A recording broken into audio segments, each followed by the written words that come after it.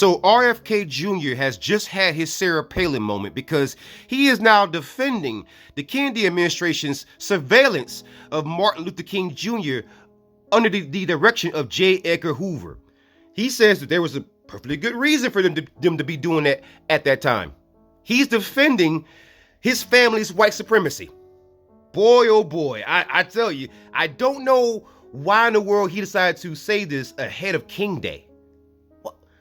How did you think this is going to go across, guy?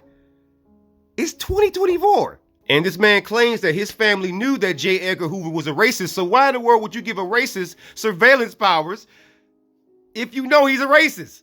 That also makes you a racist for empowering a racist. And he even admitted that John F. Kennedy and himself, he knew that J. Edgar Hoover, the FBI director at that time, saw MLK as a dangerous radical and was out to ruin MLK. He was out to frame him, out to put any kind of charge on him. So the modern day activists like myself who has had criminal charges taken out on them, right?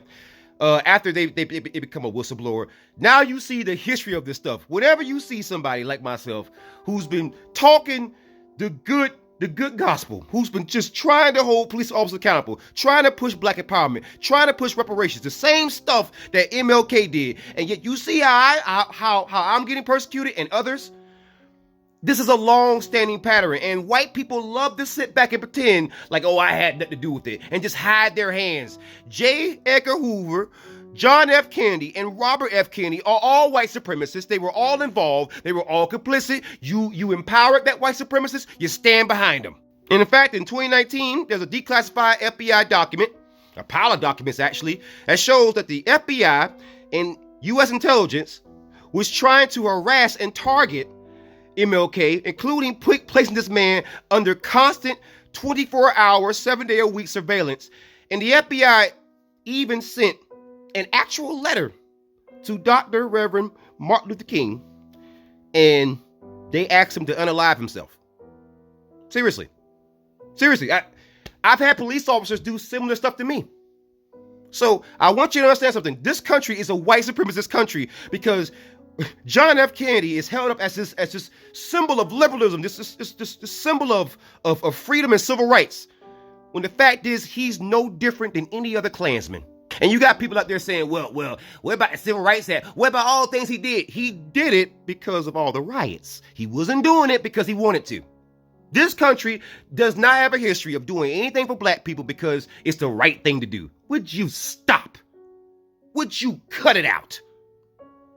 This country is ran, bred, and predicated off of white supremacy. Right? And I want you to hear this one part, right? Kennedy Jr. said that both his father and former president were aware that Hoover was a racist, adding that he left no doubt where he stood on those issues. He told Politico that former President Kennedy planned to fire Hoover during his second term, had he not been assassinated in the fall of 1963. Why didn't you fire him then? If you had the power to fire him then, why did you wait? Stop the lies, man. Oh, he was going to fire him, man. It's this horrible racist. He was going to get rid of him. I promise. Just trust me. I'm not gonna just trust you. Okay? He also said that he believed President Kennedy alerted King to the surveillance. Let me get this straight. You want me to believe that you're racist?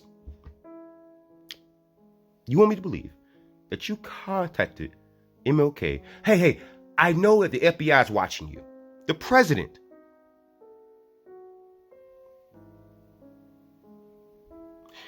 Mind you, he said that he believed President Kennedy alerted King. Belief is not proof, sir.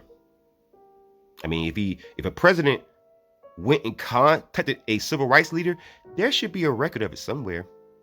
But there isn't.